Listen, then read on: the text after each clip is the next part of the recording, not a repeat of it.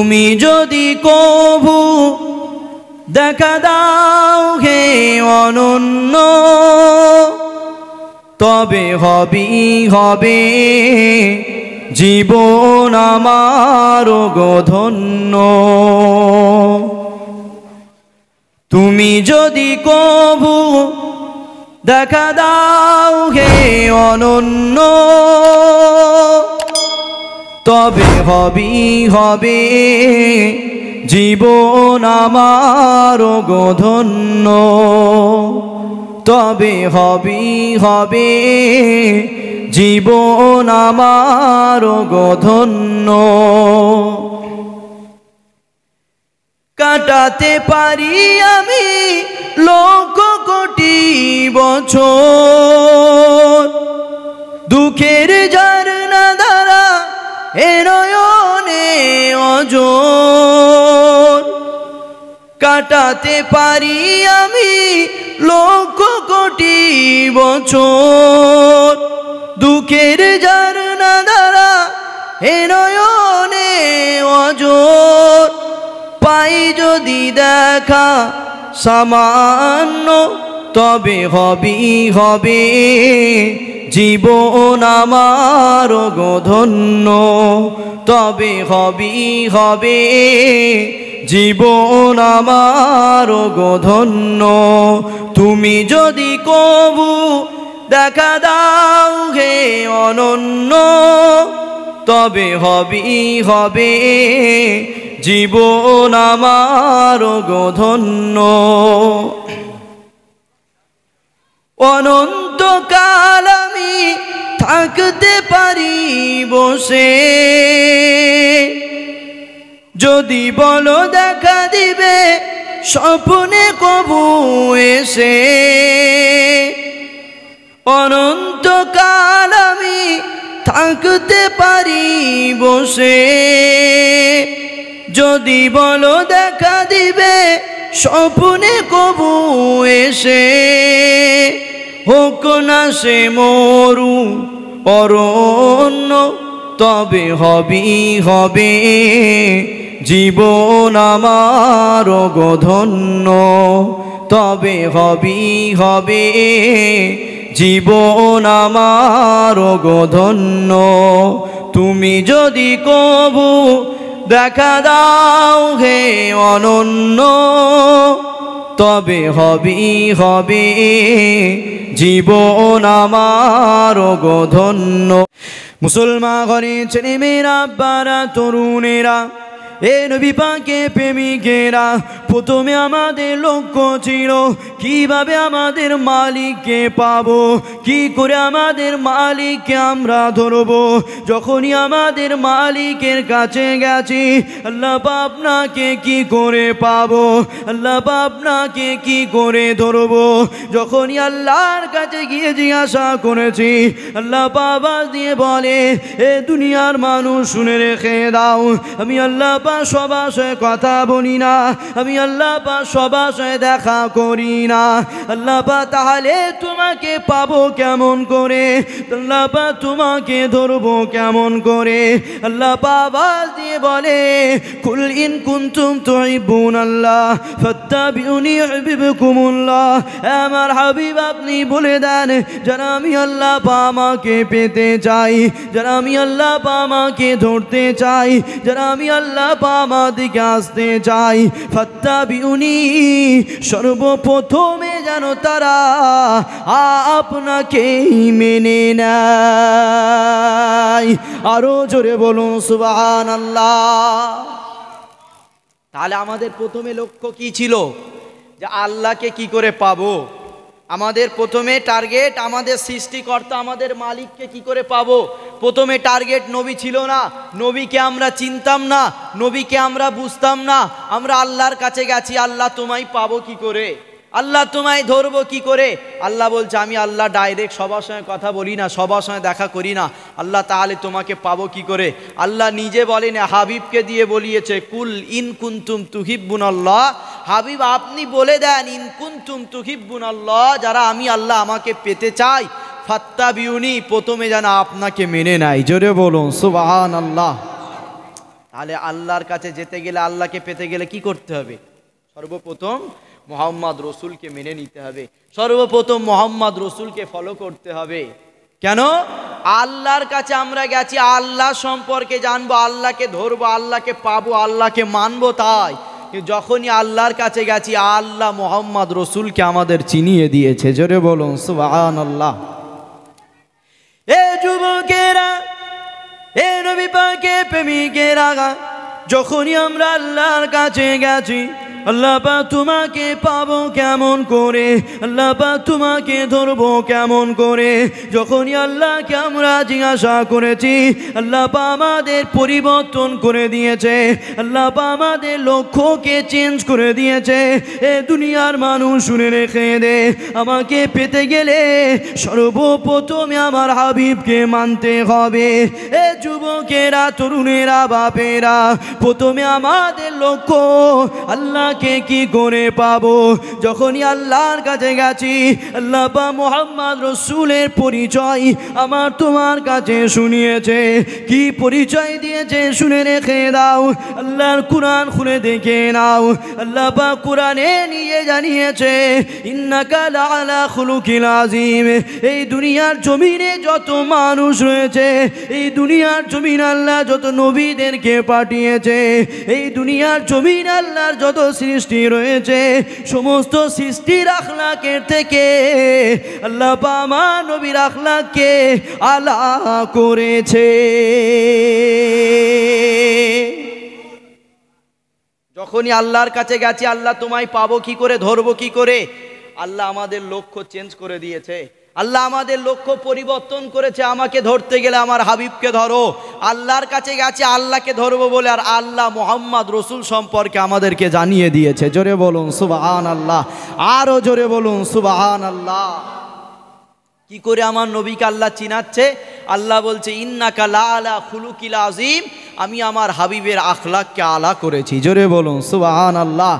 এখন কেউ ভাবতে পারেন খুলুকিল আযীম শুধু আখলাকে আমার নবীকে আল্লাহ বড় করেছে।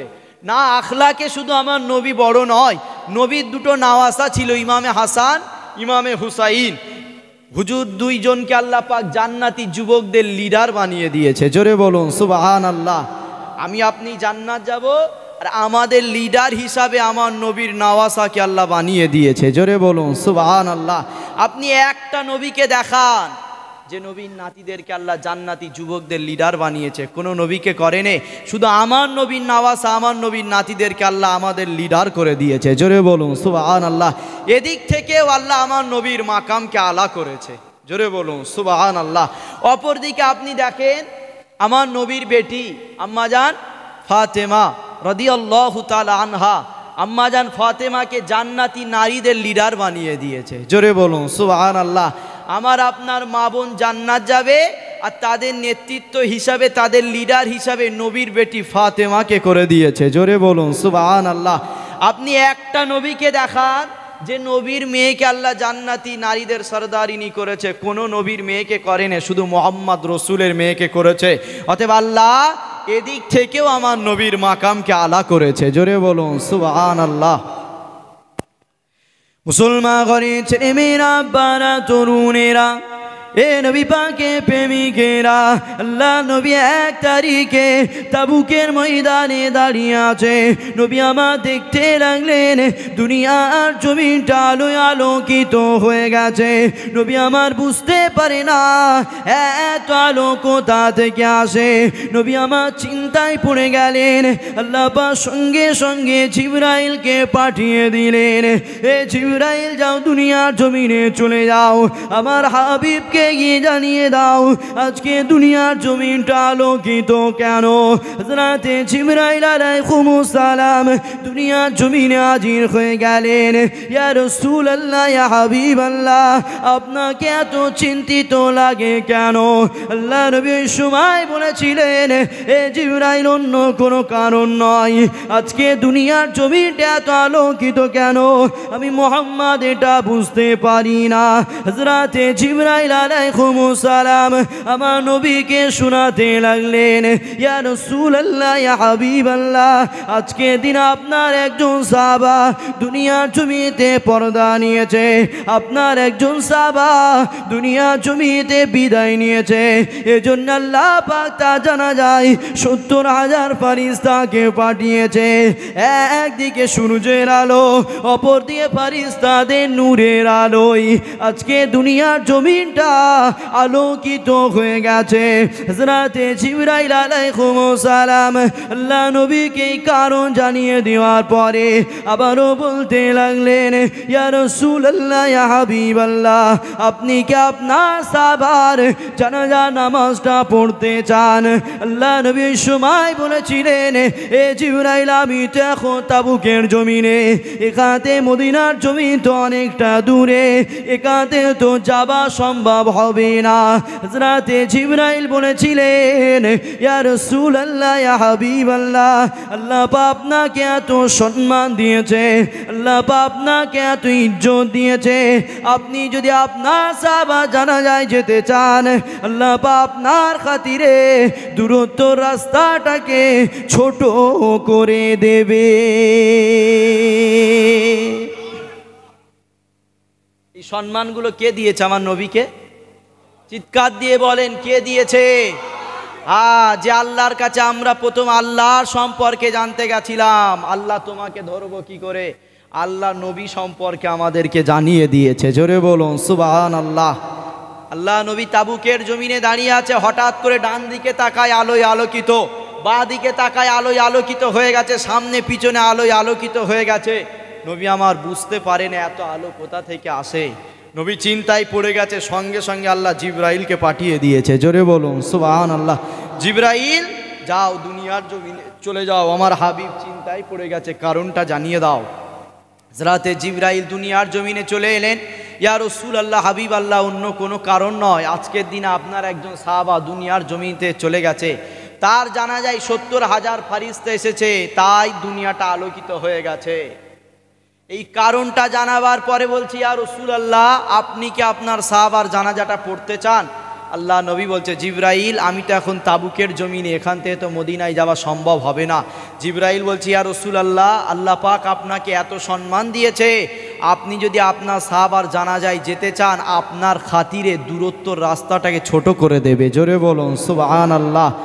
নবীর খাতির আল্লাহ ওই দিন দূরত্ব রাস্তা ছোট করেছিল। নবী আমার মুহূর্তের মধ্যে সাহাবার জানাজায় পৌঁছেছিল। জোরে বলুন সুবহানাল্লাহ।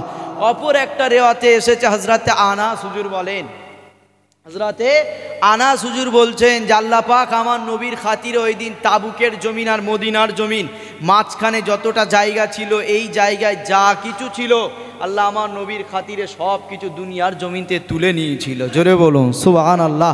নবী আমার তাবুকের জমিনে দাঁড়িয়ে সাহাবার জানাজা দেখেছিল, আর নবী তাবুকের জমিনেই জানাজা নামাজ আদায় করেছে। পিছনে দু কাতার 70,000 করে ফেরেশতারা দাঁড়িয়ে গেছে। জোরে বলুন সুবহানাল্লাহ। আল্লাহ আমার নবীকে কম সম্মান দিয়েছে? আমাদের প্রথমে টার্গেট লক্ষ্য কি ছিল? যে আল্লাহকে কি করে পাবো? আল্লাহ রসুলের সম্মান বুঝে, ইজ্জত বুঝে আমাদেরকে চিনাচ্ছে যে এই হাবিব তোদের কাছে দিয়েছি, ইনাকে এত সম্মান দিয়েছি, তোরা আগে ইনাকে ভালোবেসে নে, ইনাকে মেনে নে, তারপরে যারা আমার হাবিবকে মেনে নেবে, ভালোবাসবে, আমি আল্লাহ, আমাকে খুঁজতে হবে না, আমি আল্লাহ তাদেরকে খুঁজে নেবো। জোরে বলুন সুবহানাল্লাহ। তাহলে আমাদের টার্গেট যখন ছিল আল্লাহ, আল্লাহকে পেতে গেলে মুহাম্মদ রসুলকে মডেল বানাতে হবে, ধরতে হবে।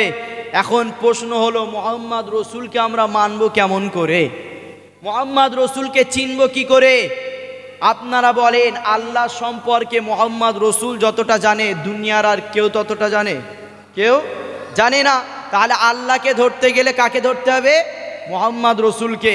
আর মুহাম্মদ রসুল সম্পর্কে সাহাবা হুজুররা যতটা জানে, অন্য কেউ ততটা জানে? তাহলে মুহাম্মদ রসুলকে পেতে গেলে কাদেরকে ধরতে হবে? সাহাবা হুজুরদেরকে। সাহাবা হুজুরদের জিন্দেগি দেখতে হবে, সাহাবা হুজুরদের জিন্দেগি পড়তে হবে। কেন? সাহাবা হুজুরা নামাজ ছেড়ে দিয়েছে নবীর মোহাব্বতে। জোরে বলুন সুবহানাল্লাহ। সাহাবা হুজুররা কাবাকে অপমান করেছে মুহাম্মদ রসুলের খাতিরে। জোরে বলুন সুবহানাল্লাহ। এটাই ছিল সাহাবাদের প্রেম। তাই মুহাম্মদ রসুলকে যখন আমরা খুঁজতে যাব, পেতে যাব, সর্বপ্রথম সাহাবাদের জীবনী পড়তে হবে, সাহাবাদেরকে অনুসরণ করতে হবে, সাহাবাদের ভালোবাসতে হবে। আর সাহাবাদেরকে ভালোবাসলে মুহাম্মদ রসুলকে আমরা পেয়ে যাব, এতে কোনো সন্দেহ নাই। কেন সাহাবাদেরকে লক্ষ্য করে আল্লাহ কোরআনে বলেছে, আমিনু, বান্দা ঈমান আনো। কেমন ঈমান আনবো? কামা আমানান নাস, আমার হাবিবের সাহাবারা যেমন ঈমান এনেছিল। জোরে বলুন সুবহানাল্লাহ। কেন তাদের ঈমানি প্রশংসা আল্লাহ কোরআনে করেছে? কারণ একটাই, তাদের চলা ফেরা ওঠা বসায় কোনো ভুল ছিল না। এজন্যই তো নবী বলেছে, সাহাবিকান নুজুম, আমার সাহাবারা হলো আকাশের তারকাদের নাই। জোরে বলুন সুবহানাল্লাহ। কেন? আকাশের তারকাদের আলো আছে, জ্যোতি আছে। নবী বলছে, আমার সাহাবাদেরও আলো আছে, জ্যোতি আছে। যারাই আমার সাহাবাদেরকে ধরে নেবে, মেনে নেবে, তারা অন্ধকারের দিক থেকে আলোর দিকে চলে আসবে। জোরে বলুন সুবহানাল্লাহ। এ যুবকেরা, এ নবী পাকের প্রেমিকেরা, মুতার যুদ্ধ হবে। আল্লাহ নবী সাহাবাদেরকে ডাক দিলেন, হে সাহাবারা, জিহাদের জন্যে তোমরা মাল দাও। সাহাবা হুজুরা জিহাদের জন্যে মাল রেডি করে দিলেন। হযরতে সিদ্দিক আকবর হুজুর আমার একটা কাপড়ে করে কিছু মাল এনেছে। হুজুর আমার যখনই কাপড়টা খুলেছে, আল্লাহ নবী দেখতে লাগলেন হযরতে সিদ্দিক আকবর চুলা থেকে ছাই পর্যন্ত এনেছে। কি এনেছে? চুলার ছাই পর্যন্ত এনে দিয়েছে। আল্লাহ নবী জিজ্ঞাসা করছে, আবু বকর, এই চুলার ছাই দিয়ে কি হবে? আবু বকর বলছি, আর রাসূলুল্লাহ, যদি কোনো কাজে লেগে যায়। জোরে বলুন সুবহানাল্লাহ।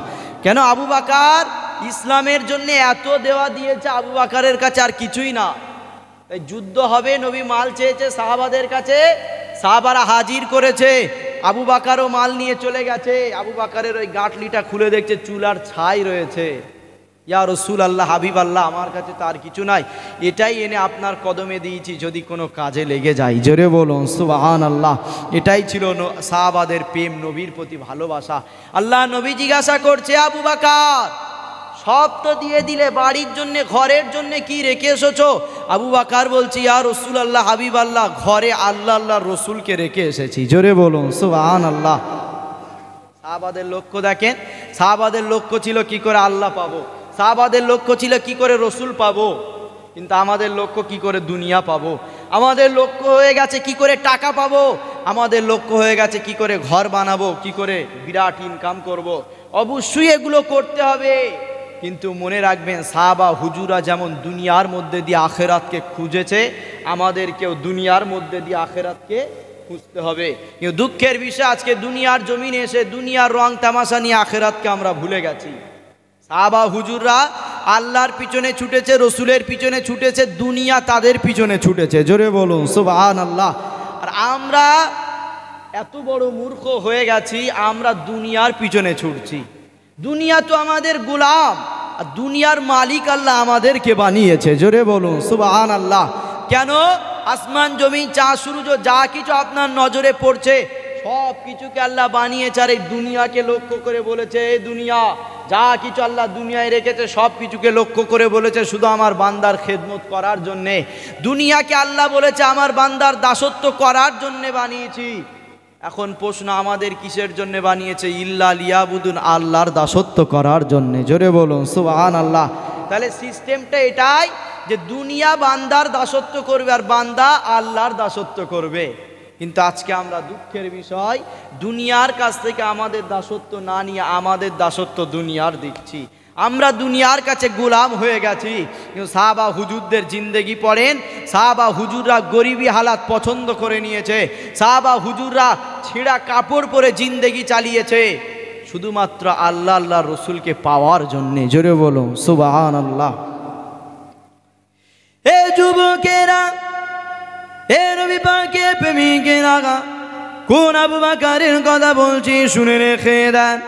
যে আবু বকরকে আল্লাহ এত অর্থ দিয়েছিল, যে আবু বকরকে আল্লাহ এত সম্পদ দিয়েছিল, যে আবু বকরকে আল্লাহ এত ধনী বানিয়েছিল, আবু বকর এসে দেখা করতে গেলে সাধারণ মানুষকে এক সপ্তাহ সময় লেগে যেত। আবু বকর এসে কথা বলতে গেলে মানুষকে লাইন দিয়ে দাঁড়িয়ে যেতে হতো। এ যুবক যুবকেরা, তরুণেরা, বাপেরা, ওই আবু বকর 1 তারিখে হযরতে বিলাল হুজুরের পাশে বসে গল্প করে। আর বিলাল হুজুরের মুনিব উমাইয়া দেখে ফেলেছে, এই আবু বকর তুমি কার পাশে বসে গল্প করো? তুমি কি জানো ওই বিলাল আমার বাড়িতে কাজ করত? তুমি কি জানো ওই বিলাল আমার বাড়ির চাকর ছিল? তুমি কি জানো ওই বিলাল আমার গোলামি করত?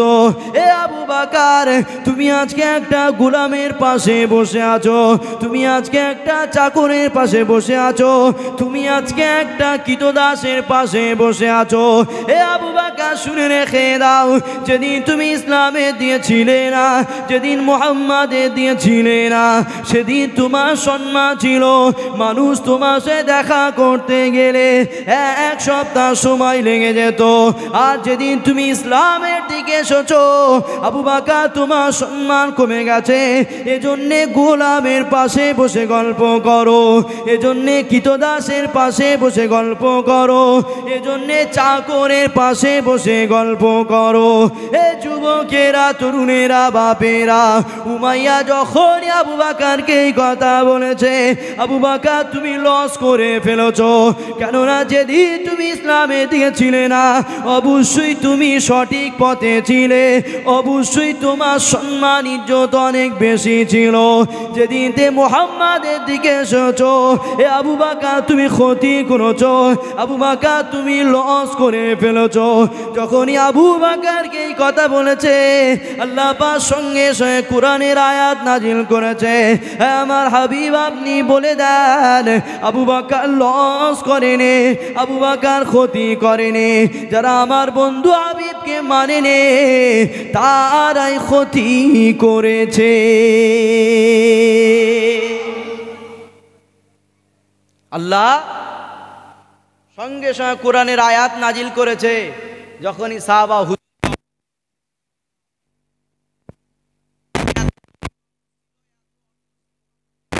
দেখা করতে গেলে 1 সপ্তাহ সময় লেগে যেত, তার সঙ্গে কথা বলতে গেলে মানুষগুলোকে লাইন দিতে হতো। সেই আবু বকর 1 তারিখে গোলামের পাশে বসে গল্প করছে, সে আবু বকর 1 তারিখে কৃতদাস চাকরের পাশে গল্প করছে। বেলাল হুজুরের আল্লাহ কত মাকাম দিয়েছে, সম্মান দিয়েছে, এটা তো আমরা জানি। বেলাল হুজুরকে আল্লাহ এত ইজ্জত দিয়েছে, নবী বলেছে বেলাল তুমি আমারও আগে জান্নাত চলে যাবে। জোরে বলুন সুবহানাল্লাহ। বেলাল হুজুরের আল্লাহ ইজ্জত দিয়েছে, যে সম্মান দিয়েছে, এই সম্মান সম্পর্কে কাফের ওই উমাইয়া ওর তো কোনো ধারণা নাই। এজন্য বলছে আবু বকর তুমি ওই গোলামের পাশে বসে গল্প করছো যে বেলালকে আমি কত অত্যাচার করেছি, কত জুলুম করেছি, রডকে গরম করে বেলালের পিঠে মুখে ছ্যাঁকা দিয়েছি, ওই বেলালকে আমি কত লাথি মেরেছি, আর আজকে ওই বেলালের পাশে তুমি গল্প করছো। হে আবু বকর, যেদিন তুমি ইসলামের দিকে ছিলে না, কোরআনের দিকে ছিলে না, মুহাম্মাদের দিকে ছিলে না, সেদিন তোমার সম্মান ছিল। মানুষ দেখা করতে গেলে 1 সপ্তাহ সময় লাগতো, কিন্তু আজকে তুমি ইসলামের দিকে এসেছো, তোমার সম্মান কমে গেছে। এই জন্য আজকে তুমি এই গোলামের পাশে বসে গল্প করছো। যখনই এই কথা বলেছে আবু বকর সিদ্দিক, আল্লাহ সঙ্গে সঙ্গে সূরা নাজিল করেছে ওয়াল আস। আল্লাহ আসরের কসম করে বলছে, সময়ের কসম করে বলছে, ইন্নাল ইনসানা লাফি খুস, নিশ্চয় মানুষ ক্ষতিগ্রস্তের মধ্যে, ইল্লাল্লাযিনা আমানু, যারা ঈমান আনেনি। জোরে বলুন সুবহানাল্লাহ। আপনারা ঈমান এনেছেন না আনেননি? তাহলে আমরা ক্ষতির দিকে নয়। উমাইয়া ঈমান আনেনি। বেলাল হুজুর যার বাড়িতে কাজ করতো, উমাইয়া আবু বকরকে বলেছে আবু বকর তুমি লস করেছো, ক্ষতি করেছো। তা আল্লাহ বলছে হাবিব তুমি বলে দাও আবু বকর ক্ষতি করেনি, আবু বকর লস করেনি। কেন? আবু বকর তো আমার বন্ধুকে নবী বলে মেনে নিয়েছে, আবু বকর তো ঈমান এনে নিয়েছে। উমাইয়া ঈমান আনেনি, উমাইয়াই ক্ষতি করেছে। জোরে বলুন সুবহানাল্লাহ। সঙ্গে সঙ্গে আল্লাহ নিজে খোদ জবাব দিয়ে দিয়েছে। তাহলে আমরা যারা ঈমান এনেছি, আমরা যারা আল্লাহকে বিশ্বাস করে নিয়েছি, আমরা ক্ষতির দিকে না ভালোর দিকে? কে বলেছে? আল্লাহ নিজে জানিয়েছে। তবে মনে রাখবেন আল্লাহর কোরআন বলেছে কুল ইয়া আইয়ুহাল কাফিরুন। আল্লাহ কাফেরদেরকে নিশানা করে ডেকেছে। আল্লাহ বলেছে ইয়া আইয়ুহান নাস, আল্লাহ মানুষদেরকে ডেকেছে। আল্লাহ বলেছে ইয়া আইয়ুহাল্লাযিনা আমানু, হে ঈমানদারেরা, এবারে আমাদেরকে ডাকছে। আপনারা যারা এখানে বসে আছেন আপনারা ঈমানদার তো? কারা কারা ঈমানদার একটু হাত তোলেন তো। নারায়ে তাকবীর, নারায়ে তাকবীর, নারায়ে তাকবীর। আলহামদুলিল্লাহ। যদি কেউ মনে করেন যে আমার ঈমানে ঘাটতি রয়েছে, সন্দেহ হচ্ছে আমি ঈমানদার কিনা, কারো হয়তো ভয় লাগছে হাত তুলতে, মনে রাখবেন কেউ যখন আপনাকে জিজ্ঞাসা করবে যে আপনি ঈমানদার না বেঈমান, আপনাকে উত্তর দিতে হবে ইনশাআল্লাহ আমরা ঈমানদার। এটাই হলো প্রকৃত মুমিনদের কথা। মুসলমান ঘরে ছেলে মেয়েরা, বারা তরুণেরা, হে নবী পাকের প্রেমিকেরা, আল্লাহ পাক কোরআনে জানিয়েছে কুল ইয়া আইয়ুহাল কাফিরুন। আল্লাহ পাক কাফেরগণকে নিশানা করেছে, আল্লাহ পাক কাফেরগণকে বলেছে। ওখানে কোন ঈমানদারকে আল্লাহ বলেনে, আল্লাহ পাকের মাননেওয়ালা বান্দাকে বলেনে। আবার আল্লাহ কখনো বলেছে ইয়া আইয়ুহান নাস, আল্লাহ পাক এখানে মানুষের কথা বলেছে। এই নাস মানে হলো মানুষ। আল্লাহ পাক সমস্ত মানুষদের কথা বুঝিয়েছে, হিন্দুদের কথা বুঝিয়েছে, খ্রিস্টানদের কথা বুঝিয়েছে, প্রত্যেকটা মানুষদের কথা আল্লাহ পাক বুঝিয়ে দিয়েছে। এ যুবকেরা, তরুণেরা, বাপেরা, আল্লাহ পাক আওয়াজ দিয়ে বলে ইয়া আইয়ুহাল্লাযিনা আমানু, এ দুনিয়ার ঈমানদারেরা শুনে রেখে দাও, আমিনু বিল্লাহ, তোমরা আমি আল্লাহ আমার উপরে ঈমান আনো। সকলে তাকবীর দেন, নারায়ে তাকবীর, নারায়ে তাকবীর। সিলসিলা হক ফুরফুরা শরীফ, সিলসিলা হক ফুরফুরা শরীফ, ভাইজান হুজুর পীর কেবলা, নারায়ে তাকবীর। আলহামদুলিল্লাহ। হুজুর এসে গেছেন, উনি স্টেজে আসা পর্যন্ত আমি আলোচনা করব, আপনারা শুনবেন তো? আমার আব্বারা, ভাইরা, গতকাল আমি এই রকম টাইমে আপনাদের এখানে ছিলাম। উলুবেড়িয়া চেনেন তো আপনারা? হ্যাঁ, গতকাল উলুবেড়িয়ায় ছিলাম। হঠাৎ করে আমি জলসা করছি কালকে উলুবেড়িয়ায়, হঠাৎ করে ভাইয়েরা আমার কাছে ফোন করেছে। এই দাওয়াতটা আমার গতকাল হয়েছে। কবে? গতকালকে আমি উলুবেড়িয়াতে জলসা করছি, ভাইয়েরা ফোন করেছে ভাইজান আগামীকাল একটু আসতে হবে। গতকাল আমার দুটো জলসা ছিল, সারা রাত জাগা, সকাল 6টায় বাড়ি গেছি। আজকেও আমাদের উত্তর 24 পরগনায় একটা জলসা ছিল, ওখান থেকে জলসা করে আবার এখানে এসছি। তো আল্লাহ পাক রাজি ছিল বলে আপনাদের কাছে হাজির হয়েছি। কেন শরীর খুব ভালো নাই, তথাপিও আলোচনা করছি। ভাইজান স্টেজে আসবেন, আলোচনা করবেন, ততক্ষণ আমি একটু আলোচনা করছি, আপনারা শুনবেন তো? দরুদ শরীফ আল্লাহুম্মা সাল্লি আলা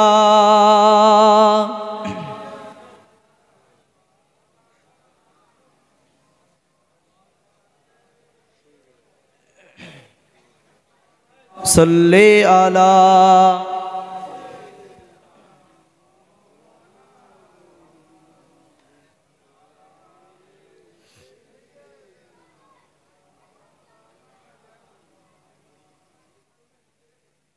আমার আব্বারা, ভাইয়েরা,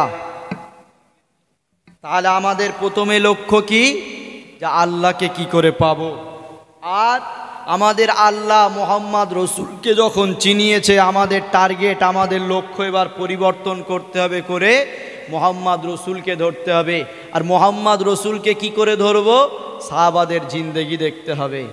সাহাবাদের জিন্দেগি আপনি দেখেন, আবু বকর সিদ্দিকের ঘরে যা কিছু ছিল সব কিছু মোহাম্মদ রসুলের কদমে হাজির করে দিয়েছে। জোরে বলুন সুবহানাল্লাহ। এজন্যেই আল্লাহ পাক তাদের উপরে রাজি হয়ে বলেছে রাদিয়াল্লাহু আনহু ওয়া রাদওয়ান, তারা আমি আল্লাহ আমার উপরে রাজি, আমি আল্লাহও তাদের উপরে রাজি। জোরে বলুন সুবহানাল্লাহ।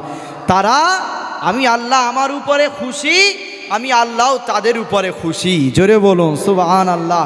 আল্লাহ প্রথমে বলেছে তারা আমার উপরে খুশি, তারা আমার উপরে রাজি, তারপরে আল্লাহ তাদের উপরে রাজি। তাহলে তাদের উপর আল্লাহ তখন রাজি হয়েছে যখন তারা নিজেরা আল্লাহকে আগে রাজি করেছে। তাহলে আমাদেরও দায়িত্ব রয়েছে, সর্বপ্রথম কি করতে হবে? আল্লাহকে রাজি করতে হবে, তবেই আল্লাহ আমাদের উপরে রাজি হবে। দরুদ শরীফ আল্লাহুম্মা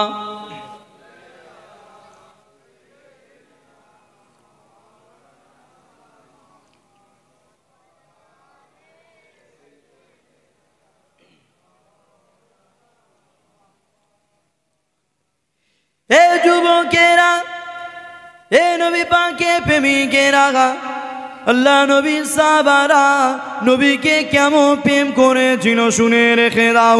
সাহাবা হুজুরদের ইমানি প্রশংসা আল্লাহ পাক কুরআন এমনি করেন, সাহাবাদের তারিফ আল্লাহ পাক কুরআন এমনি করেন।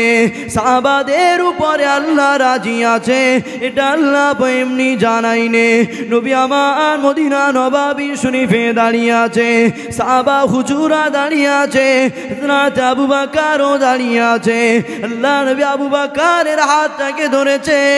এ সাহাবারা শুনে রেখে দাও, এই সেই আমার আবু বকর, যে আবু বকর ইসলামের জন্য সব কিছুই দিয়েছে।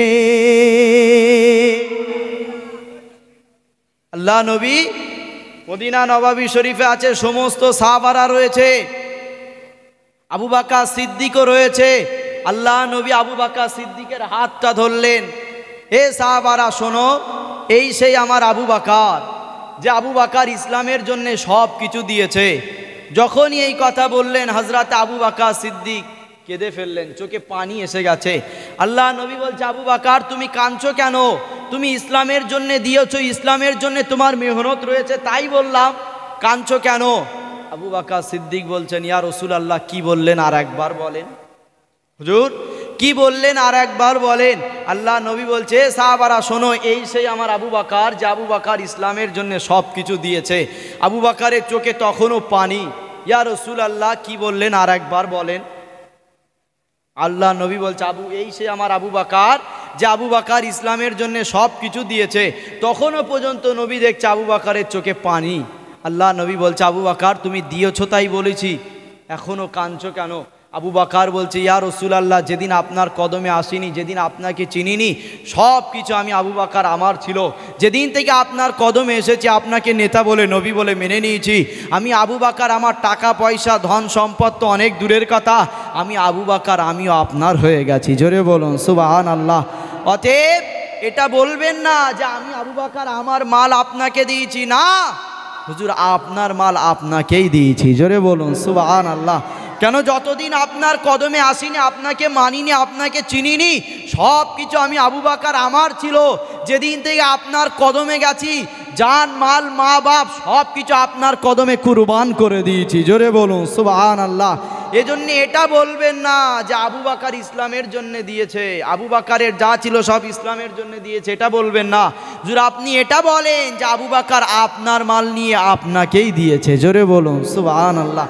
এটাই ছিল সাহাবা হুজুরদের প্রেম। এজন্যই তো আল্লাহ তাদের মাকামকে আলা করেছে। মুসলমান ঘরে ছেলেমেয়েরা, বারা তরুণেরা, এ নবী পাকে প্রেমিকেরা, মুতার যুদ্ধ হবে, সাহাবা হুজুরদের জন্য মাল দেওয়ার কথা বলেছে। অবশ্যই আবু বকরের কথা আপনারা শুনে নিয়েছেন। আবু বকর চুলার ছাই পর্যন্ত দিয়ে দিয়েছে। এ যুবকেরা, তরুণেরা, বাপেরা, ইসলামের জন্যে সাহাবা হুজুররা কত কষ্ট করেছে শুনে রেখে দেন। এ যুবকেরা, তরুণেরা, বাপেরা, বদরে এ যুদ্ধ হবে।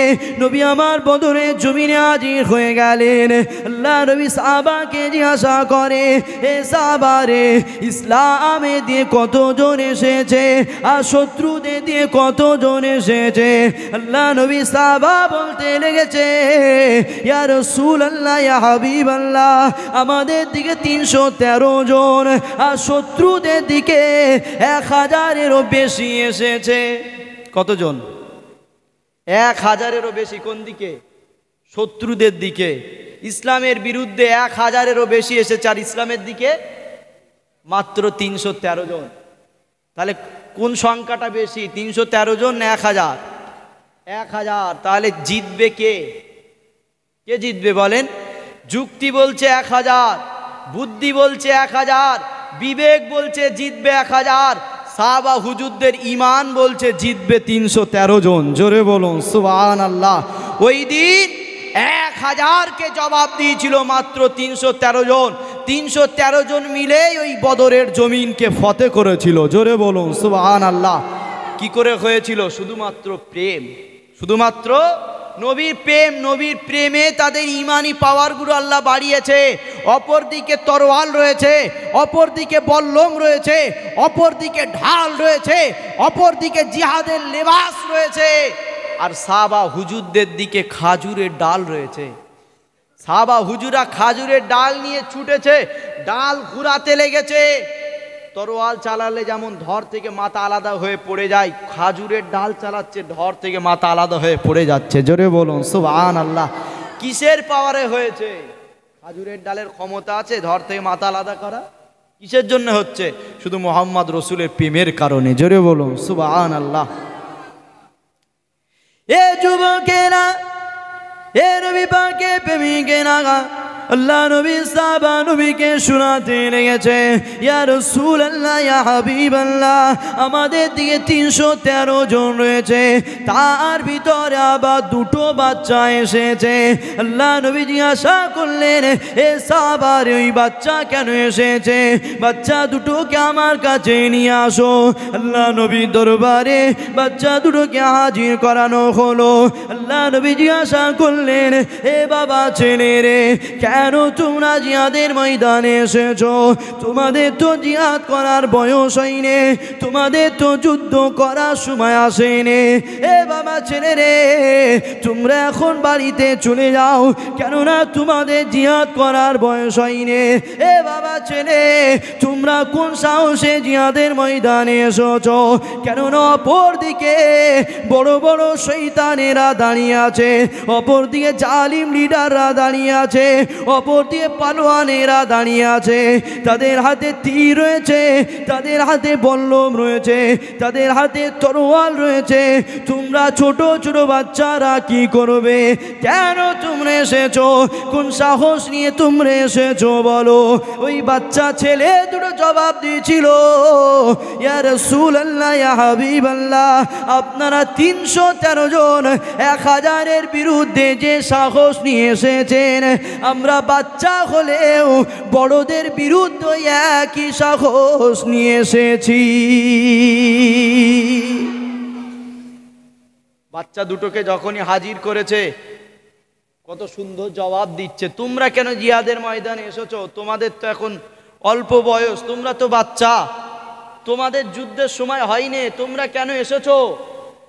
বাচ্চা দুটো জবাব দিচ্ছে, ইয়া রাসূলুল্লাহ, হাবিবাল্লাহ, আপনারা 313 জন যে সাহস নিয়ে এসেছেন 1000-এর বিরুদ্ধে, কেন যুক্তি বলছে, বুদ্ধি বলছে যে 313 জন 1000-এর সঙ্গে পারবে না।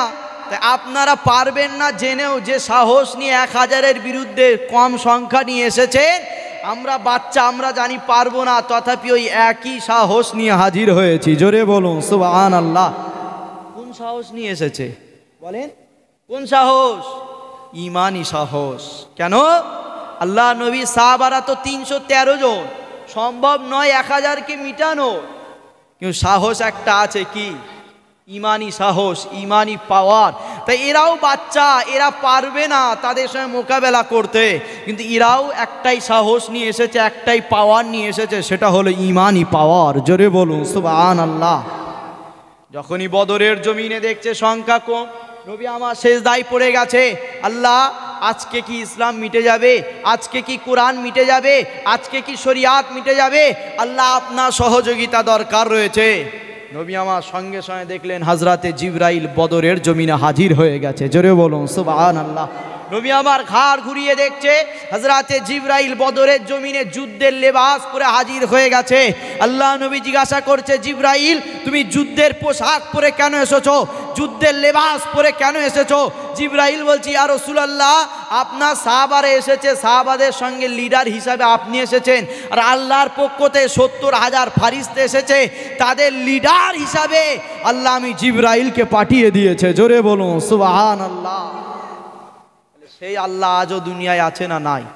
সেই আল্লাহ আজও সব জায়গায় আছে না নাই? আছে। তাহলে সেই আল্লাহ যখন আজও আছে, আর আজকেও যদি কোনো বদর তৈরি হয়, আমাদের মধ্যে যদি ঈমান থাকে, আল্লাহর মদদ, আল্লাহর সহযোগিতা, আল্লাহর সাহায্য আসবে না? আসবে না? অবশ্যই আসবে। তবে আল্লাহর সহযোগিতা, আল্লাহর সাহায্য নিতে গেলে কি করতে হবে? প্রকৃতপক্ষে ঈমানদার হতে হবে, তবেই আল্লাহর সাহায্য সহযোগিতা আসবে।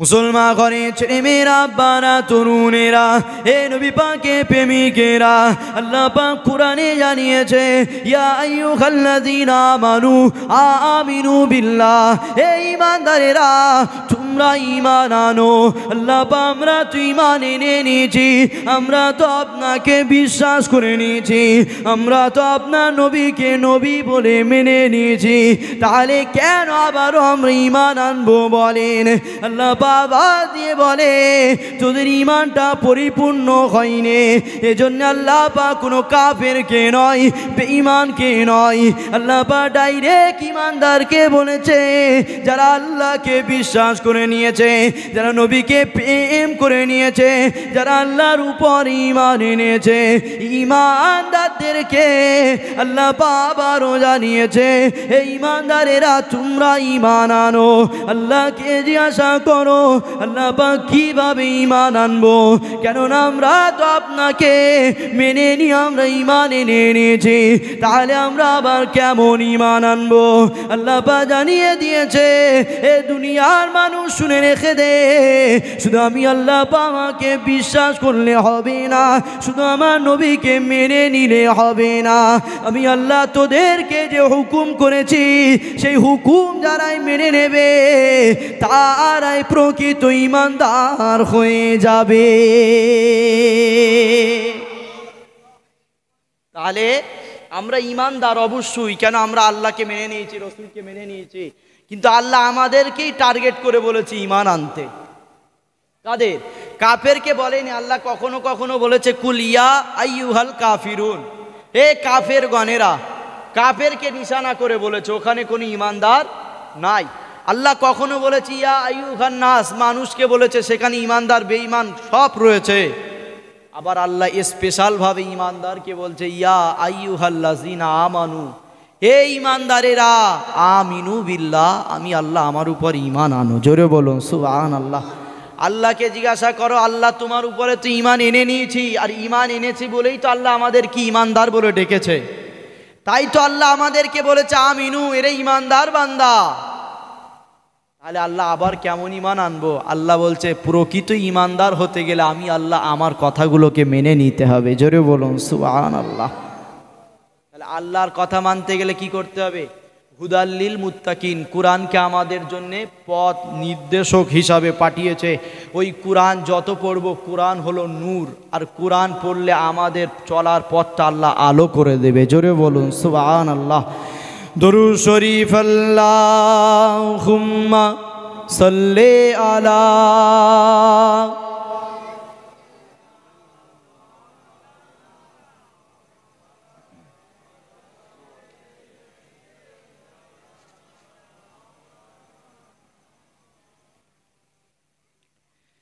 প্রেম আগুনে জ্বলে মরি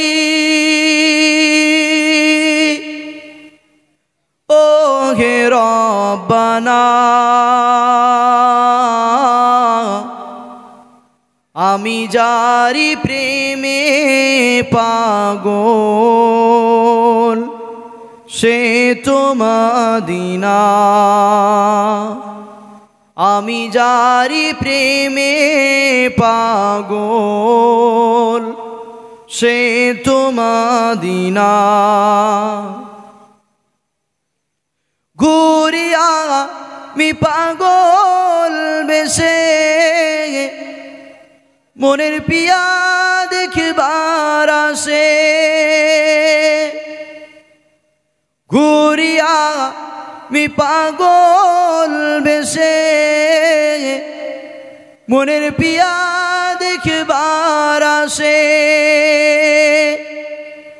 যার সিলাই চিনিলাম খোদা যার সিলাই চিনিলাম খোদা কেমনে তার পাই বলো না আমি যারি প্রেমে পাগল সে তো মদিনা আমি যারি প্রেমে পাগল সে তো মদিনা মন পাখিরে বলি তোরে উড়ে যা তুই সেই সাগরে, মন পাখিরে বলি তোরে উড়ে যা তুই সেই সাগরে, যে সাগরে গেলে পরে, যে সাগরে গেলে পরে মিটবে মনের বেদনা। আমি যারি প্রেমে পাগল সে তো মদিনা, আমি যারি প্রেমে পাগল সে তো মদিনা। আল্লাহুম্মা সাল্লি আলা।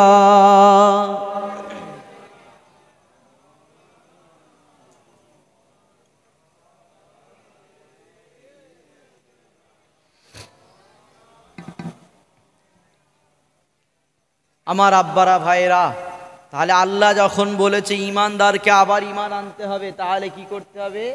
পরিপূর্ণভাবে ইমান আনতে হবে। তবেই যদি দুনিয়ার জমিনে আবার বদর শুরু হয়, দুনিয়ার জমিনে আবার যদি ইমানদারদের শয়তানদের বিরুদ্ধে মোকাবেলা করতে হয়, আবার যদি দুনিয়ার জমিনে ইমানদারদের ইবলিসের চেলা যারা এখন জন্মাচ্ছে তৈরি হচ্ছে, এদের বিরুদ্ধে যদি আবারও মোকাবেলা করতে হয়, মনে রাখবেন আমাদের যদি ইমানটা ঠিক থাকে অবশ্যই আল্লাহর মদদ যেমন বদরের জমিনে এসেছিল আজও আসবে না, আসবে না।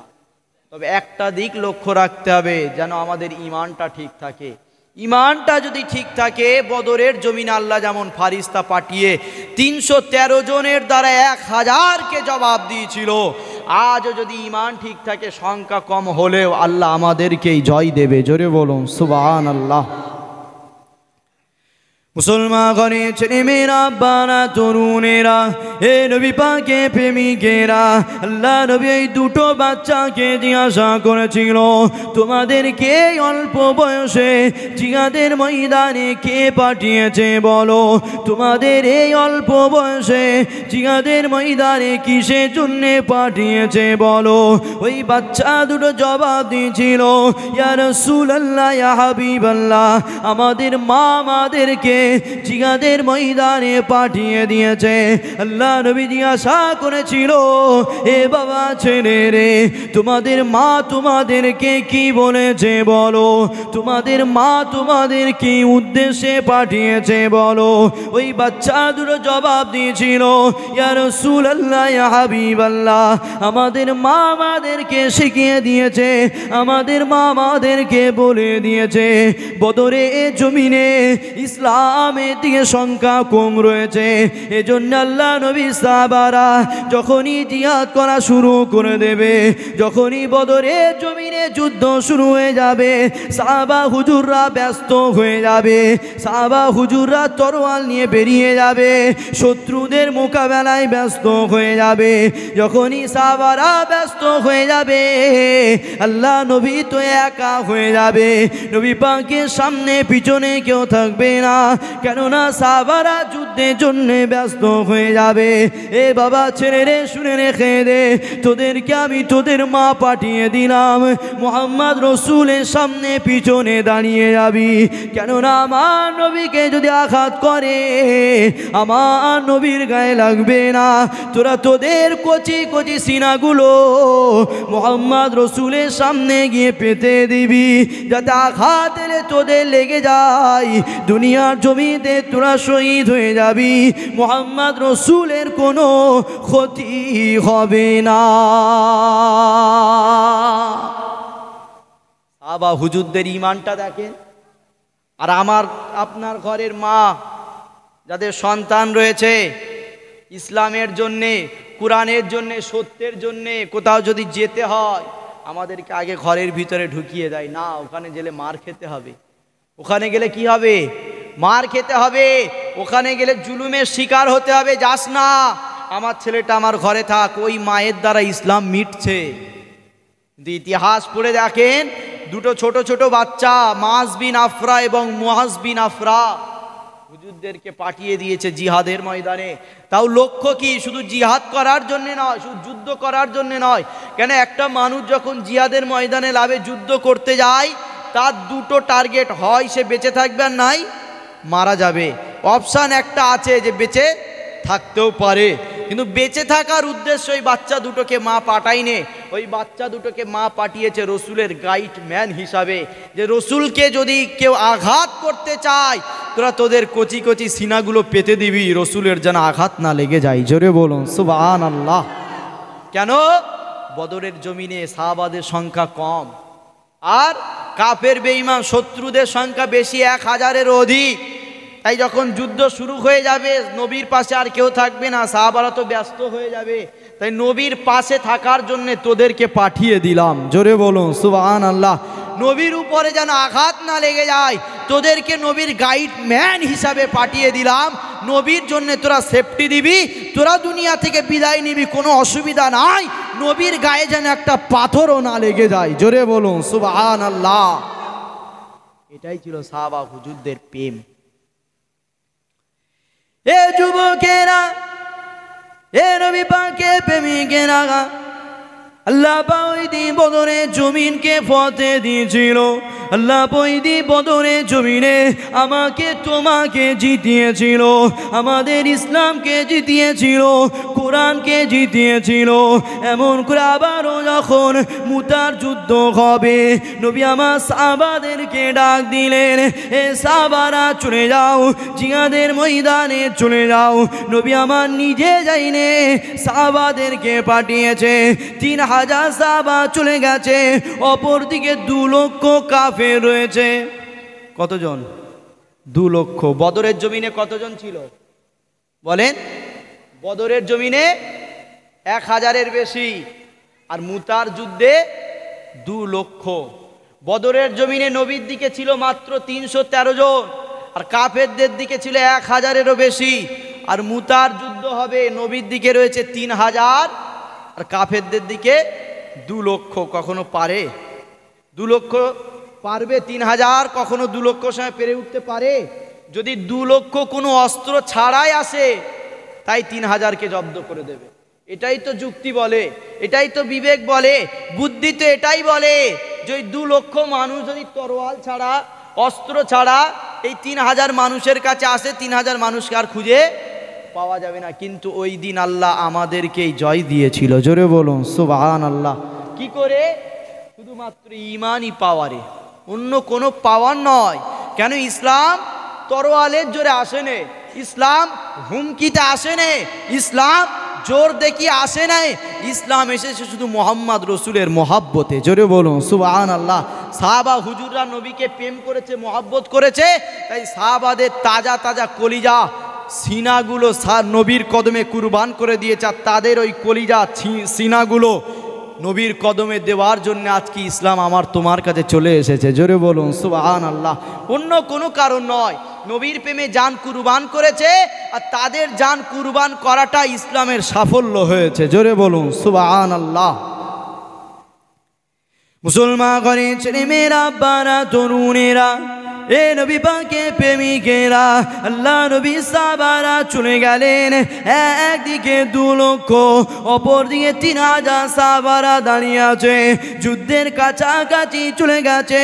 হযরতে যায়েদ বলতে লেগেছে, এ নবী সাহাবারা, নবী পাক তো আমাকে লিডার করে পাঠিয়েছে, নবী পাক তোমাদের দায়িত্ব হিসাবে আমি যায়েদ আমাকে পাঠিয়ে দিয়েছে। আমি তোমাদেরকে শোনাতে চাই, ইসলাম কখনো কোনো জোর চলে না। তোমাদের কাছে এখনো সময় আছে, তোমাদের কাছে 2টো অপশন আছে, হয় তোমরা এখানে চলে যেতে পারো, আর না হয় মোহাম্মদ রসুলের কদমে জান দিতে পারো। তোমাদের নিজের দায়িত্ব, তোমরা কোনটা করবে ভেবে দেখো।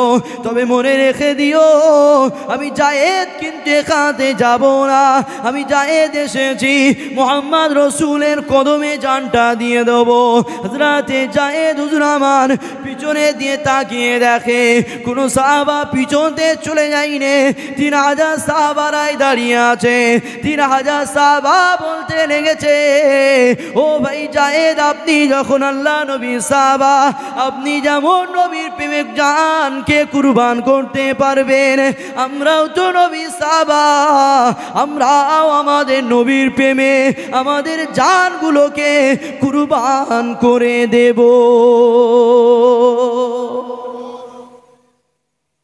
আল্লাহ নবী হযরতে জায়েদ হুজুরকে লিডার হিসাবে পাঠিয়েছে, দায়িত্ব দিয়েছে 3000 সাহাবার সঙ্গে। আর ইসলামের ঝান্ডা জায়েদ হুজুরের হাতে রয়েছে। বেশ কাছাকাছি হয়ে গেছে, সামনে 2 লক্ষ আর এদিকে 3000, কাছাকাছি যাবে। লাস্ট অপশান দিচ্ছে যে এখন 2টো অপশান খোলা, হয় তোমাদের এখান থেকে পালিয়ে যেতে হবে, আর নাই মোহাম্মদ রসুলের কদমে জানকে কুরবান করতে হবে। তোমরা চলে যেতে পারো। কেন ইসলামে কখনো জোর জুলুম চলে না। ইসলামের নাম হলো শান্তি, জোরে বলুন সুবহানাল্লাহ। কেন ইসলাম সালাম থেকে এসেছে, তাই ইসলাম হলো শান্তি। ইসলামে কোনো অশান্তি চলে না, ইসলামে জোর জুলুম চলে না। তাই তোমরা যদি এখান থেকে চলে যেতে চাও কোনো অসুবিধা নাই, তোমরা চলে যেতে পারো। তবে মনে রেখে দিও, আমি জায়েদ কিন্তু এখান থেকে যাব না। আমি জায়েদ এসেছি মোহাম্মদ রসুলের কদমে জানকে কুরবান করব বলে, জোরে বলুন সুবহানাল্লাহ। হযরতে জায়েদ হুজুর আমার এই কথা বলে পিছনের দিকে তাকিয়ে দেখলেন যতজন সাহাবা ছিল তারা সবাই দাঁড়িয়ে আছে, কেউ পিছাই নেই, কেউ চলে যায়নি। তারা বলছে, জায়েদ আপনি নবীর সাহাবা, আপনি যদি জান দিতে পারেন, আমরাও তো নবীর সাহাবা, আমরাও নবীর জন্য জান দিয়ে দেবো। জোরে বলুন সুবহানাল্লাহ। 3000, এখন যদি কেউ এর মধ্যে যারা আছি আমরা ইমানদার, আমরা যদি শুনি 3000 মানুষ 2 লক্ষ সময় জিহাদ করতে যেতে হবে, যুদ্ধ করতে হবে, আমরা থাকবো না পালাবো? পালিয়ে যাব? সাহাবা হুজুরদের ঈমান দেখেন, বলছে আপনি যদি নবীর কদমে জান দিতে পারেন, আমরাও দিতে পারবো। জোরে বলুন সুবহানাল্লাহ। এ যুবকেরা, এ নবী পাকের প্রেমিকেরা, এমন সময় জিহাদের কাছাকাছি চলে গেছে, 2 দল কাছাকাছি হয়ে গেছে। নবী আমার মদিনা নবাবী শরীফে সাহাবাদেরকে নিয়ে বসে আছে। হযরতে আনাস হুজুর আমার বলতে লেগেছে, নবী আমার জিহাদের ময়দানের বর্ণনা দিতে লেগেছে। আল্লাহ নবী মদিনার জমিনে রয়েছে, আর সাহাবা হুজুরা জিহাদের ময়দানে চলে গেছে। নবী আমার এতটা দূরত্বের মাঝখানেও মদিনা নবাবী শরীফে বসে বসে সাহাবা হুজুরদেরকে লাইভ খবর শোনাতে লেগেছে। সাহাবারা 3000 সাহাবা চলে গেছে, বাকি সাহাবারা মদিনা নবাবী শরীফে রয়েছে। নবী তাদেরকে লাইভ খবর দিচ্ছে। কিভাবে? এখানে যেমন লাইভ হচ্ছে, হাজার হাজার মানুষ দেখছে না, ডাইরেক্ট দেখছে। নবী আমার মদিনা নবাবী শরীফে বসে আছে, আর সাহাবারা জিহাদ করতে চলে গেছে, বাকি সাহাবাদের সঙ্গে গল্প করছে, বাকি সাহাবাদেরকে শোনাচ্ছে যে সাহাবারা এইবারে এখানে গেছে, এইবার এখান থেকে জিহাদ করবে, এখান থেকে এটা হবে। নবী একটার পর একটা যেটাই ঘটছে জিহাদের ময়দানে সাহাবাদের সেটাই শোনাতে লেগেছে। জোরে বলুন সুবহানাল্লাহ। এ যুবকেরা, এ নবী পাকের প্রেমিকেরা, আল্লাহ নবী সাহাবাদেরকে শোনাতে লেগেছে, এ সাহাবারা শুনে রেখে দাও, এবারে যুদ্ধ শুরু হতে লেগেছে।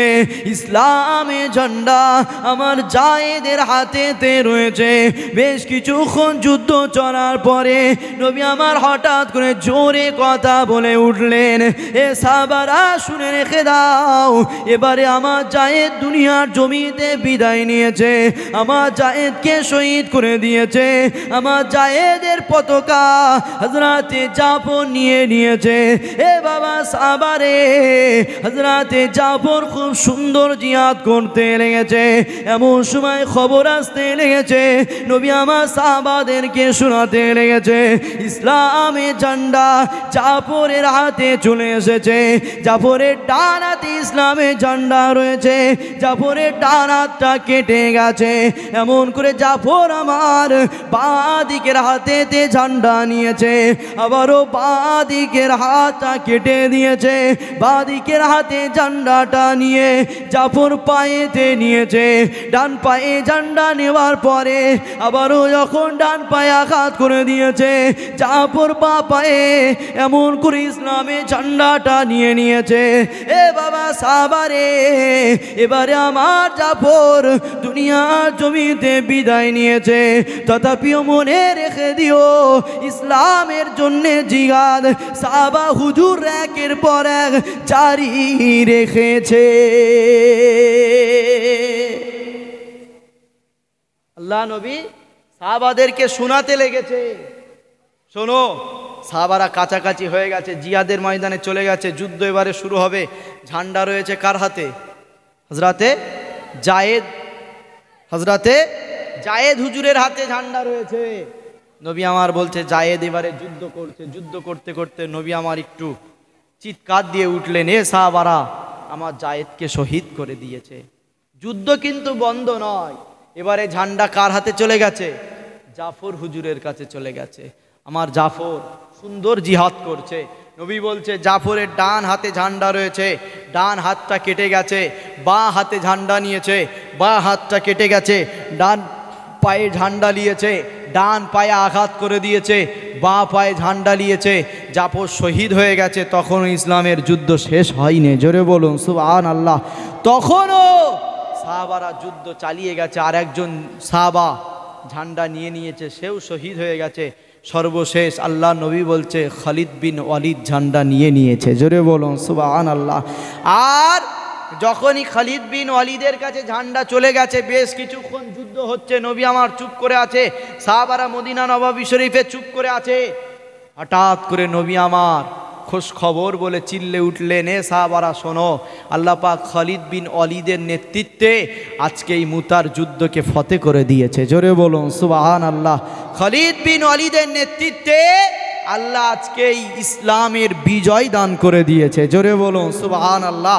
তাহলে সংখ্যা কতজন ছিল? সংখ্যা কতজন? 3000।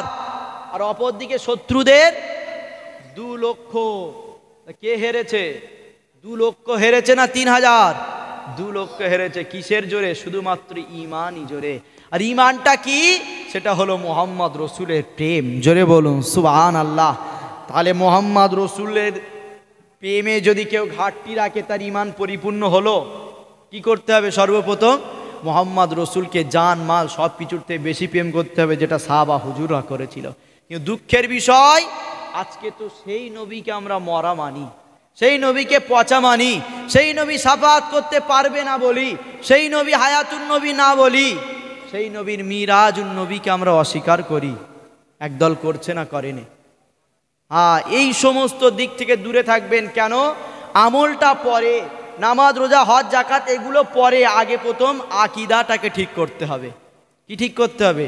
আগে আকীদা ঠিক করতে হবে। কেন? আগে নেতা চিনতে হবে, তারপরে ইবাদত করতে হবে। আমাদের নেতা তো মুহাম্মদ রসুল, তাই মুহাম্মদ রসুল সম্পর্কে আগে জানতে হবে, মুহাম্মদ রসুল সম্পর্কে আগে বুঝতে হবে, তারপরে ইবাদত করতে হবে, তারপরে আমল করতে হবে, তবেই আল্লাহ আপনার আমলকে নেবে। মুসলমান ঘরে ছেলে মেয়েরা, বারা তরুণেরা, এ নবী পাকে প্রেমিকেরা, আল্লাহ নবী সাহাবারা আমার নবীকে কেমন প্রেম করেছে শুনে রেখে দাও। সাহাবা হুজুররা নবী পাকের জন্যে নামাজকে ছেড়ে দিয়েছে। সাহাবা হুজুররা নবী পাকের জন্যে আল্লাহর ঘর কাবাকে অপমান করে দিয়েছে। এ যুবকেরা, তরুণেরা, বাপেরা, আল্লাহ নবী মক্কার জমিনে চলে গেছে। আবারও নবী আমার বলতে লেগেছে, এ হযরতে উসমান রে, আমি মুহাম্মদ আবারও মক্কার জমিনে যাব আল্লাহর ঘর কাবাটায় তওয়াফ করার জন্যে। নবী আমার তো মক্কার জমিন ছেড়ে দিয়ে মদিনার জমিনে চলে গিয়েছিল। আবারও উসমান গনিকে বলেছে, যাও মক্কার মানুষকে শুনিয়ে দাও, আমি নবী পাক মক্কার জমিনে যাব। আল্লাহ পাকের ঘর কাবাটায় তওয়াফ করার জন্যে। যখনই উসমান ইবনে আফফান মক্কা জমিনে হাজির হয়ে গেলেন, মক্কার মানুষকে শোনাতে লেগেছে মুহাম্মদ রসুল আসবে আল্লাহ পাকের ঘর কাবাকে তওয়াফ করার জন্যে। এই খবরটা তৎকালীন সময়ের জালিম লিডার, জালিম বাদশা আবু জেহেল, উতবা, সাইবা, আবু লাহাব এদের কানেতে যখনই পৌঁছে গেছে, তারা বলতে লেগেছে না, মুহাম্মদ রসুলকে আসতে দেওয়া যাবে না, তোমাদের নবীকে আমরা মক্কার জমিনে আসতে দেব না।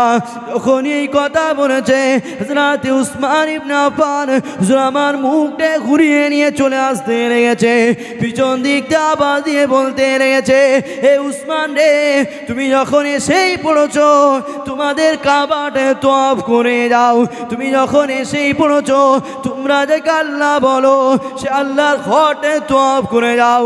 হযরত উসমান ইবনে আফফান জবাব দিয়েছিল যে কাবা রসুলের তওয়াফ করার পারমিশন নাই, ওই কাবাকে আমি উসমান আমিও তওয়াফ করব না।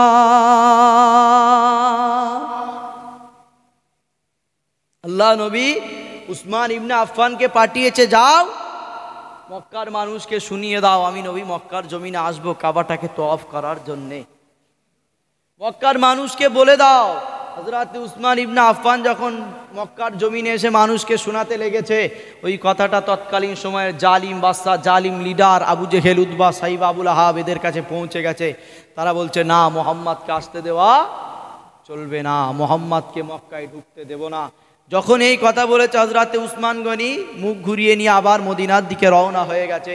পিছন দিক থেকে উসমান গনি হুজুরের চাচাতো ভাই ডাক দিয়েছে, উসমান তুমি যখন এসেই পড়েছো তাহলে কাবাটাকে তওয়াফ করে যাও। উসমান গনি বলছে, যে কাবা মুহাম্মদ রসুলের তওয়াফ করার পারমিশন নাই, ওই কাবাকে আমি উসমান আমিও তওয়াফ করব না। জোরে বলুন সুবহানাল্লাহ। তাহলে আপনারা বলেন সাহাবা হুজুররা কাবার বেশি সম্মান দিয়েছে না মুহাম্মদ রসুলের সম্মান বেশি দিয়েছে? হ্যাঁ, তাই সাহাবা হুজুরদের জিন্দেগি, সাহাবা হুজুরদের মতো ইমান যখন আমাদেরকে আনতে বলেছে, তাহলে আমরা কি করব? সাহাবা হুজুররা কাবার থেকে মুহাম্মদ রসুলকে বেশি সম্মান দিয়েছে, আমরাও কাবার থেকে মুহাম্মদ রসুলকে বেশি সম্মান দেব। জোরে বলুন সুবহানাল্লাহ। কেন? আল্লাহ নবী হযরতে বেলালকে কাবার ছাদের উপরে তুলে দিয়েছে। হযরতে বেলাল বলছি, ইয়া রাসূলুল্লাহ, কখনো কখনো বাইতুল মুকাদ্দাসের দিকে তাকিয়ে আজান দিয়েছি, কখনো কাবার দিকে তাকিয়ে আজান দিয়েছি, আজকে তো আমি কাবার ছাদে, হুজুর কোন দিকে ফিরে আজান দেবো? আল্লাহ নবী বলে, বিলাল তুমি কি আমি নবী আমায় দেখতে পাওনি? আল্লাহ আমাকে কাবার কাবা করেছে। জোরে বলুন সুবহানাল্লাহ। নবীকে আল্লাহ কি করেছে? কাবার কাবা করেছে। অতএব ইবাদত করতে হবে, নামাজ, রোজা, হজ, যাকাত সব করতে হবে, সর্বপ্রথম মুহাম্মদ রসুল সম্পর্কে জানতে হবে। মুহাম্মদ রসুল সম্পর্কে আগে আকীদা ঠিক করতে হবে, তবেই আল্লাহ আপনার আমল, আপনার ইবাদত, আপনার নামাজগুলো নেবে। কেন? আল্লাহ নবী সাহাবারা কথা বলছে, নবী কথা বলছে, নবীর কথার আওয়াজেতে সাহাবাদের কথার আওয়াজটা একটু জোরে হয়ে গেছে। আল্লাহ সঙ্গে সঙ্গে দুনিয়ার মানুষকে হুঁশিয়ারি দিয়েছে, ইয়া আইয়ুহাল্লাযীনা আমানু লা তারফাউ আসওয়াতাকুম ফাওকা সাউতিন নবী। জোরে বলুন সুবহানাল্লাহ। এ দুনিয়ার মানুষ শুনে রেখে দাও, আমার হাবিবের কথার আওয়াজের থেকে তোমাদের কথার আওয়াজটা যেন জোরে না হয়ে যায়। যদি জোরে হয় কি হবে? আনতাহাবাতা আমালুকুম, তোমাদের আমল সব বরবাদ হয়ে যাবে। জোরে বলুন সুবহানাল্লাহ। এই কোরআনের আয়াত থেকে বোঝা যায় আল্লাহ নামাজ, রোজা, হজ, যাকাত সব কিছুর থেকে আমার নবীকে আলা করেছে। জোরে বলুন সুবহানাল্লাহ। আল্লাহ খোদ নিজে বলেছে যে হাবিবের কথার আওয়াজের থেকে যদি তোমাদের কথার আওয়াজ বেশি হয়ে যায়, ধ্বংস হয়ে যাবে তোমাদের সব ইবাদত, সব আমল।